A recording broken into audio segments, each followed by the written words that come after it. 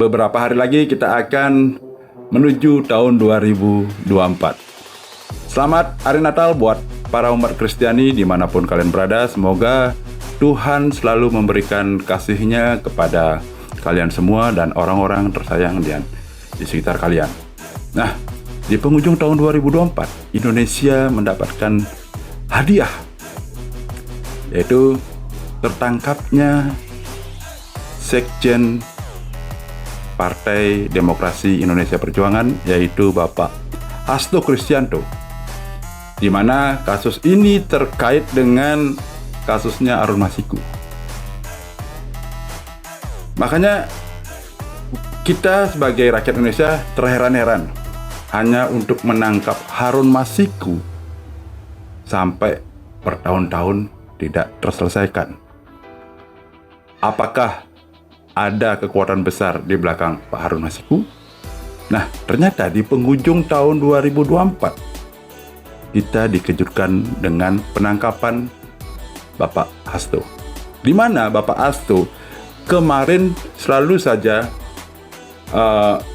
berteriak yang paling berisik, yaitu tentang pilkada serentak kemarin.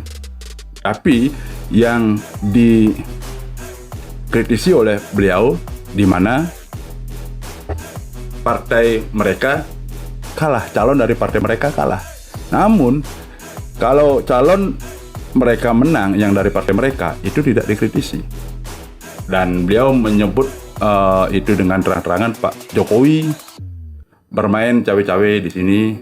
Ada parcok katanya, yaitu partai coklat yang dituju mungkin itu kepolisian itu. Namun yang anehnya, dia berisik di tempat di mana dia kalah. Namun di tempat dia partainya dia menang, dia diem. Ya wajar dong Pak, namanya juga pertarungan. Dalam pertarungan itu ada kalah, ada menang. Nah, mungkin Bapak udah tahu kasus Bapak udah akan dinaikkan. Makanya Bapak bingung, kemungkinan itu yang terjadi kemarin. Makanya Bapak panik, menyalahkan ini itu. Nah, bukan gimana sih menuduh Jokowi ini itu, yang nyatanya rakyat masih senang bersama Pak Jokowi. Kepada Pak Jokowi terutama. Nah, apalagi anaknya sekarang jadi wakil presiden. Makanya Bapak mungkin bingung, atau mungkin ini arahan dari ketum. Ya, seharusnya Bapak berpikir setiap partai atau setiap orang itu punya masanya. Nah, mungkin partai Bapak masanya sudah mulai menurun. Karena siapapun dalam sejarah dunia tidak ada yang bisa menjadi kekuatan abadi. Itu menjadi pemenang abadi, tidak ada. Siapapun itu dalam sejarah peradaban manusia pasti ada masa kejayaan dan masa keruntuhan. Pak Harto aja yang begitu superpower, 32 tahun, setelah 32 tahun dia menurun. Jadi yang menjadi pertanyaan dari kemarin-kemarin sampai bertahun-tahun dalam otak ini tentang apa yang terjadi di Indonesia, yaitu hilangnya Harun Masiku sebagai buron yang sampai saat ini belum tertangkap. Oh, ternyata ada kaitannya dengan Sekretaris Jenderal Partai Demokrasi Indonesia. Pak Hasto disebut menjadi tersangka dalam perkara dugaan suap terhadap komisioner Komisi Pemilihan Umum terkait pergantian antar waktu PAW yang juga menjerat ex calon legislatif caleg PDIP Harun Masiku.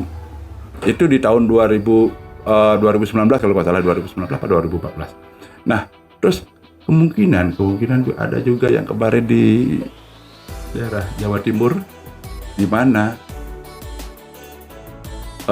yang dilantik di DPR itu tidak dipilih oleh rakyat.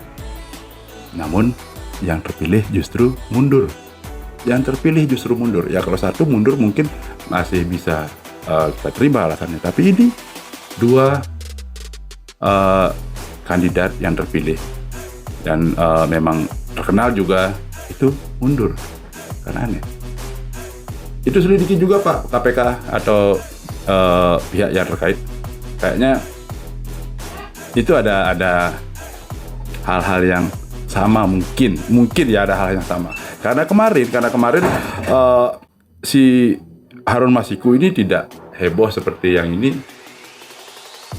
sampai bisa berkaitan dengan Pak Hasto menyuap komisioner Komisi Pemilihan Umum, apalagi yang kemarin. Makanya kalau